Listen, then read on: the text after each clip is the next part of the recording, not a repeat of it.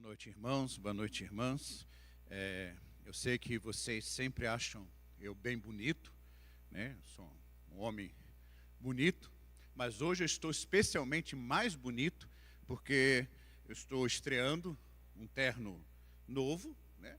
E esse terno eu ganhei do conselho da igreja e, portanto, ganhei de todos vocês, né?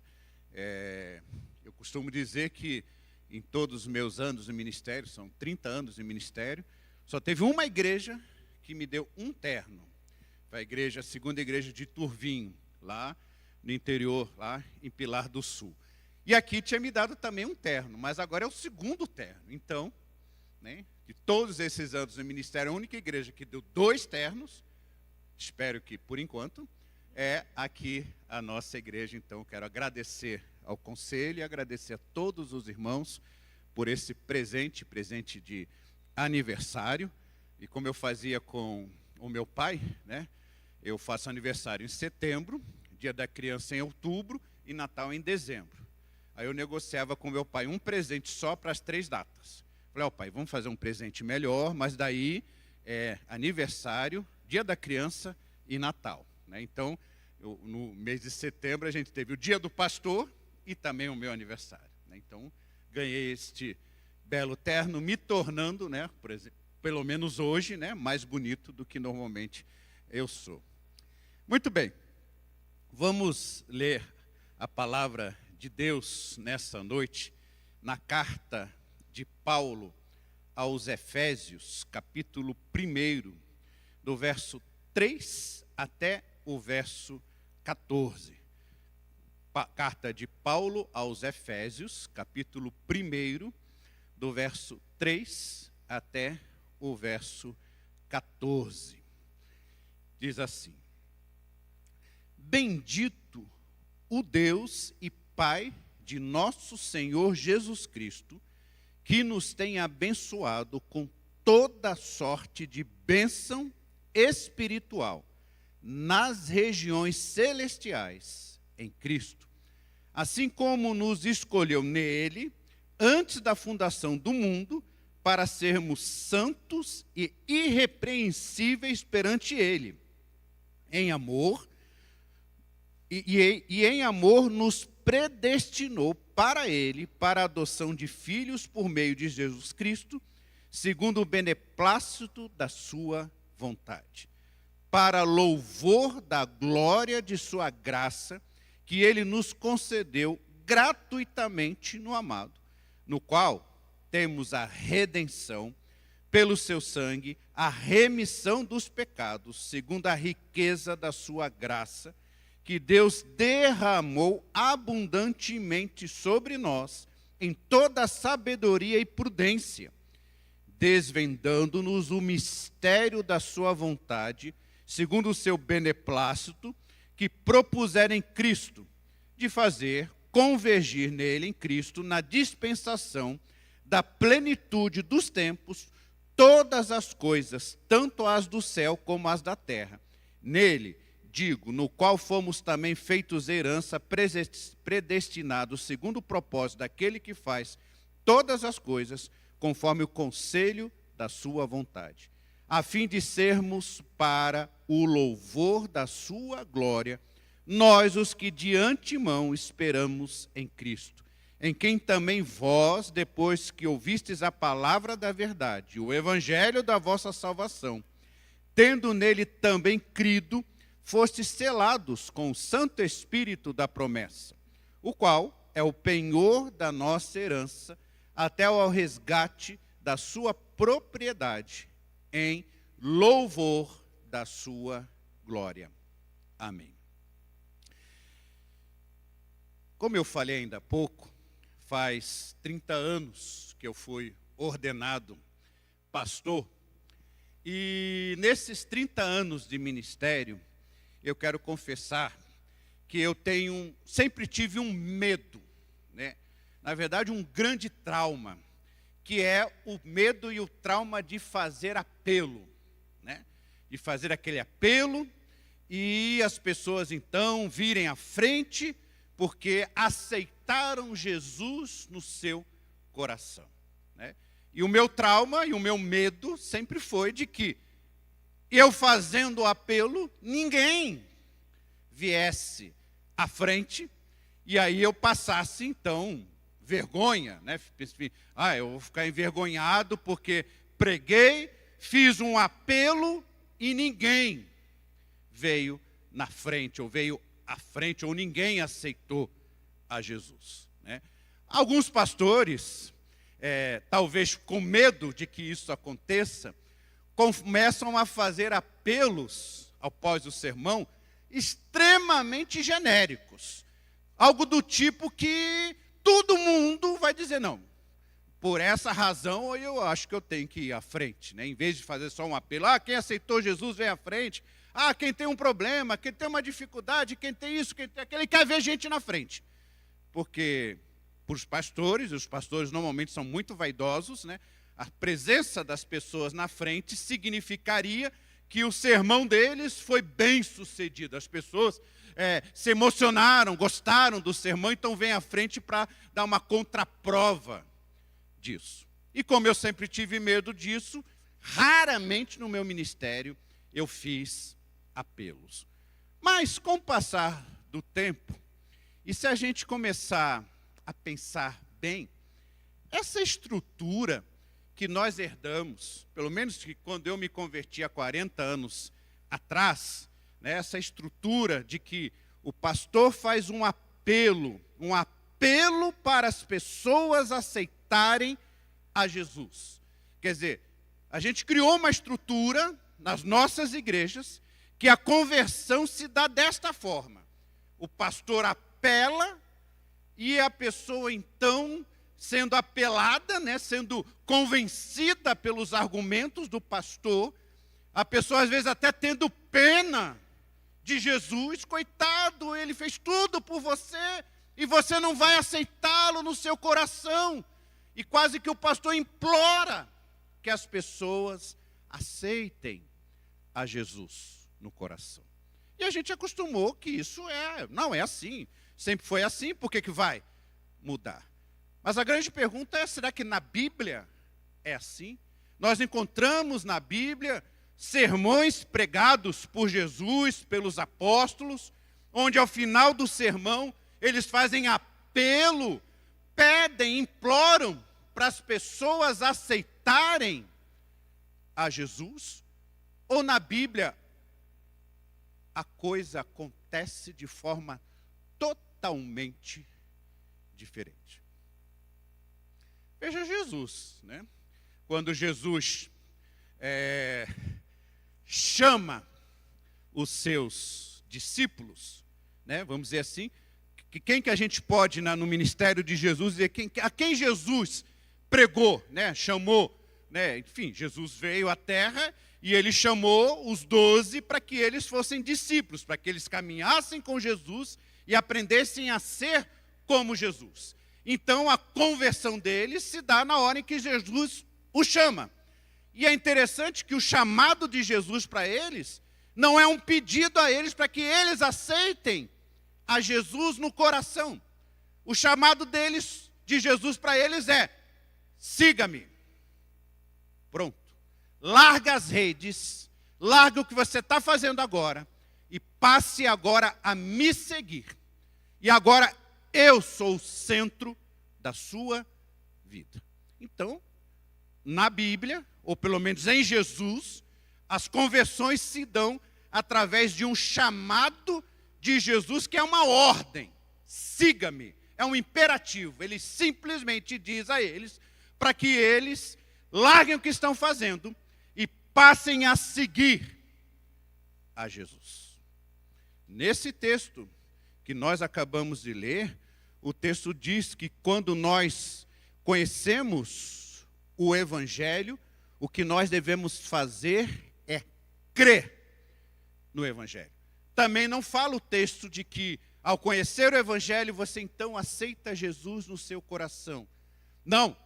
O que diz no Evangelho, quando você conhece a verdade, você crê em Jesus. Você acredita no que Ele fez por você. E você acredita que Ele está te chamando de igual forma, da mesma forma que ele chamou os seus discípulos, ele está te chamando para você abandonar tudo e seguir a Jesus. Assim é conversão verdadeira na Bíblia. Aliás, se a gente pegar os evangelhos e ver o encontro de Jesus com as pessoas, você nunca vai ver Jesus acariciando o ego das pessoas, Jesus passando a mão na cabeça das pessoas, do tipo, oh, meu querido, veja bem, olhe bem a verdade, olhe esse caminho, como é bonito. Não.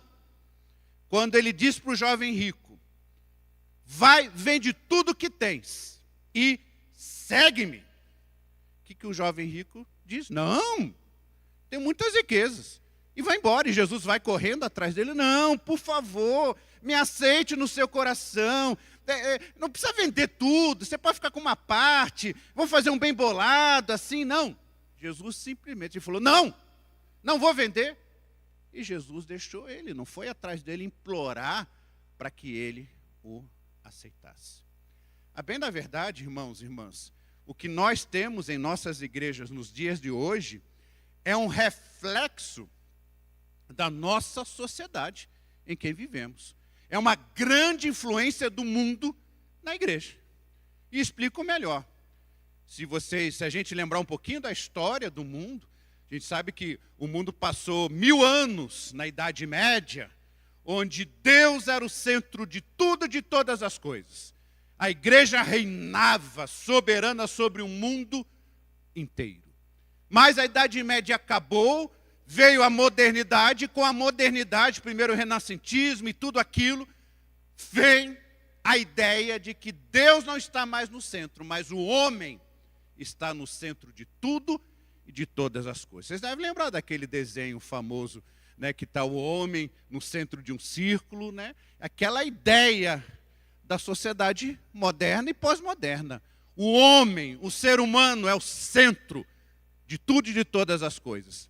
E a gente trouxe isso para a igreja, e a gente acha e acredita que a salvação de Deus para nós é porque nós somos importantes, porque nós somos o centro do universo. Então Deus está correndo atrás de nós, nos implorando e pedindo, olha, por favor, aceite a salvação. Por favor, a igreja precisa de mais membros, aceite, se entregue a Deus. E o que mais a gente vê hoje em dia são pregações onde os pregadores dizem que Deus vai resolver os seus problemas, que Deus vai atender os seus sonhos, que Deus vai fazer a sua vontade, que tudo aquilo que você quer, Deus vai te dar. Quer dizer, é todo um evangelho cujo centro é o ser humano e não Deus. Então, na verdade, precisamos confessar que o mundo invadiu a teologia, invadiu os púlpitos, e hoje em dia o que a gente mais vê é um evangelho centrado no ser humano. O homem está no centro de tudo, de todas as coisas. O meu querer, a minha vontade, os meus sonhos, os meus projetos, os meus desejos. Mas agora volte para o texto que nós acabamos de ler. Provavelmente esse texto que nós lemos de 3 a 14 era um hino cantado nas igrejas do primeiro século. Assim como em Filipenses também temos um trecho da carta que era um hino transcrito ali, certamente do verso 3 ao verso 14 era um hino que era cantado nas igrejas do primeiro século. Eu estou até dando um pouco de risada, porque olha a letra desse hino cantado nas igrejas no primeiro século. Compara com a letra das músicas gospel que fazem sucesso nos dias de hoje. A maioria dessas músicas centradas no ser humano, na sua vontade, no seu querer, no seu desejo, e Deus como uma espécie de promoter, Deus uma espécie de patrocinador dos sonhos, das vontades humanas. Agora, olha essa letra. Ela começa bendizendo Deus e Pai de Jesus. Por quê? Porque Ele tem nos abençoado. Aí você está vendo, pastor? Está aí, está nos abençoando, faz o que a gente quer. Só que olha o tipo de bênção que ele tem para você. Tem nos abençoado, verso 3, com toda sorte de bênção espiritual nas regiões celestiais em Cristo. A bênção não é material, a bênção não é prosperidade, a bênção não é a solução de todos os seus problemas, a bênção não é Deus fazer todas as suas vontades, sonhos e desejos, a bênção é espiritual nas regiões celestiais em Cristo. E aí ele vai explicar. Deus nos escolheu antes da fundação do mundo, com um plano, quer dizer, a salvação, a escolha de Deus, tem um alvo e um objetivo. E o alvo e o objetivo da salvação não é fazer bem ao ser humano, não é atender a carência e as necessidades do ser humano. O alvo e o objetivo da salvação, toda sorte de bênção espiritual nas regiões celestes, é que ele nos escolheu antes da fundação do mundo para sermos santos e irrepreensíveis perante ele. Quer dizer, o plano de Deus, a escolha de Deus, o chamado de Deus, quando ele nos diz, siga-me, é para que nós sejamos santos e irrepreensíveis perante ele. E em amor, por causa do amor de Deus, ele nos predestinou para adoção, para sermos filhos por meio de Jesus Cristo, segundo o beneplácito da sua vontade e tal. Aí vem o verso 6. Qual é a razão disso tudo? Para o louvor da glória de sua graça. A razão fundamental da salvação é louvor da glória de Deus. Aliás, aqueles irmãos e irmãs mais antigos, que quando fizeram a classe de catecúmenos, na época em que se decorava o catecismo, né? E que aquelas várias perguntas, uma das primeiras perguntas era essa: para que o homem foi criado? E a resposta era: para a glória de Deus, ou para louvar a glória de Deus. Quer dizer, nós fomos criados para glorificar a Deus. E a salvação faz parte desse plano, porque o objetivo da salvação não é tão somente nos salvar. O objetivo da salvação é que através da nossa salvação, Deus seja glorificado. O objetivo da sua salvação, você está aqui essa noite, não é para que Deus resolva todos os seus problemas. Sim, Deus resolve muito problema que a gente tem, Deus nos ajuda muito, Deus cuida da gente, Deus nos dá o necessário para a nossa vida, que se o Senhor é meu pastor, nada me faltará. Deus é maravilhoso, é bondoso, é misericordioso com a gente. Mas a razão de tudo não é essa. A razão de tudo é a glória de Deus ser manifesta nesse mundo. Aí você caminha um pouco mais para frente, ele diz que tinha um grande mistério no Antigo Testamento, e esse mistério foi revelado agora. Isso é interessante, porque tem muito pregador hoje que ainda diz que tem mistérios, e ele, o pregador, é que vai revelar os mistérios, né? Mas o mistério na Bíblia é um só e já foi revelado. O mistério já está totalmente revelado. Qual é o mistério? Que Deus tinha decidido, quando chegasse o momento da plenitude dos tempos, fazer convergir em Cristo todas as coisas no céu e na terra. Isso aconteceu na cruz e na ressurreição de Jesus. Tudo está agora convergindo para Jesus. E quando ele voltar pela segunda vez, isso tudo se conclui com toda a língua confessando que Jesus é o Senhor. E aí, caminhando mais um pouco, fala de novo que nós somos herança, predestinados, quer dizer, Deus nos escolheu conforme a sua vontade. Verso 12, repete novamente: a fim de sermos para o louvor da sua glória, nós os que de antemão esperamos em Cristo. Então a razão da salvação é nós louvarmos a glória de Deus. Aí eu pergunto, como nós podemos louvar esta glória de Deus? Obviamente, não é só cantando. Nós cantamos louvores aqui, adoramos a Deus, cantamos hinos, né? Nós temos uma vida, não, eu quero ter uma vida de adoração, de louvor a Deus, mas como que é isso na prática? Ora, se é para louvar a glória de Deus, e se Jesus, quando veio à terra, ele, Jesus, foi glorificado por Deus na cruz, ou seja, Jesus manifestou a glória de Deus, a glória de Deus, ela é louvada por nós, ou nós glorificamos a Deus, quando nós nos parecemos com Jesus. Não tem outra saída. Então, a salvação é para glorificar a Deus, e eu glorifico a Deus, me tornando, assumindo, tendo na minha vida o caráter de Jesus. Quanto mais eu pareço com Jesus, mais eu glorifico a Deus. Por quê? Porque mais as pessoas vão olhar para a minha vida e falar, olha, Deus está fazendo uma obra maravilhosa em você. Porque você não era desse jeito.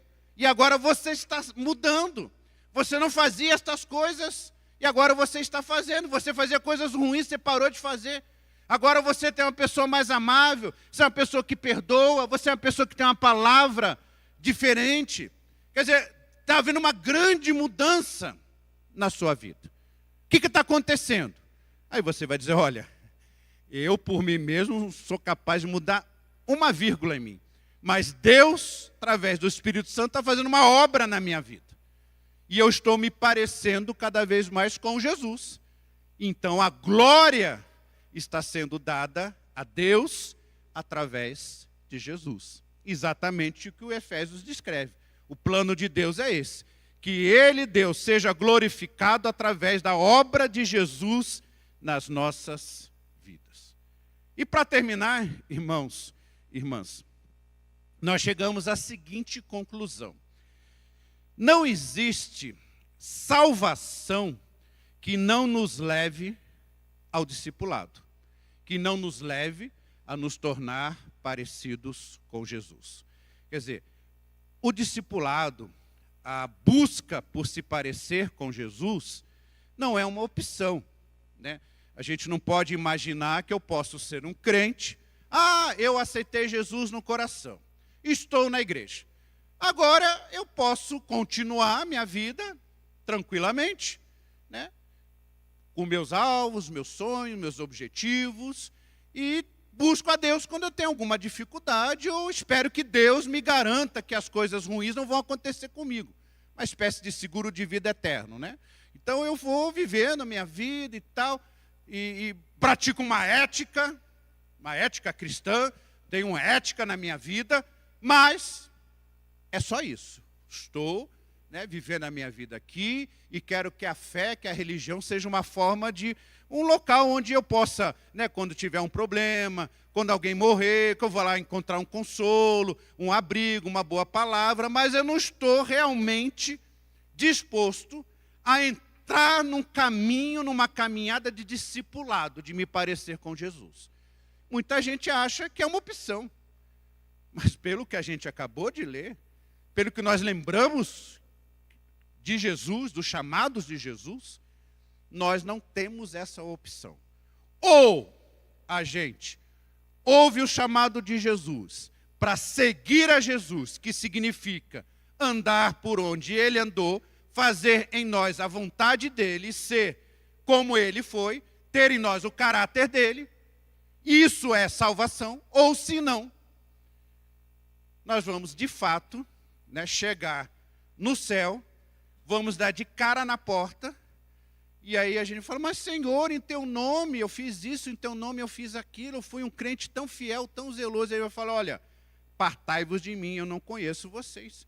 Nem todo que diz Senhor, Senhor, entrará no reino dos céus, mas aquele que faz a minha vontade. E a vontade de Deus está expressa aqui. É glorificar a Ele através do caráter de Jesus, expresso, espelhado na minha vida. Então, nós não temos opções. Ou a gente segue a Jesus, ou a gente vai fazer que nem um jovem rico. Olha, eu tenho muitas riquezas, eu tenho muitos sonhos, tenho muitos projetos na minha vida, tenho muitos desejos. Sou muito jovem, né? Quando eu ficar mais velho, eu volto para a igreja, né?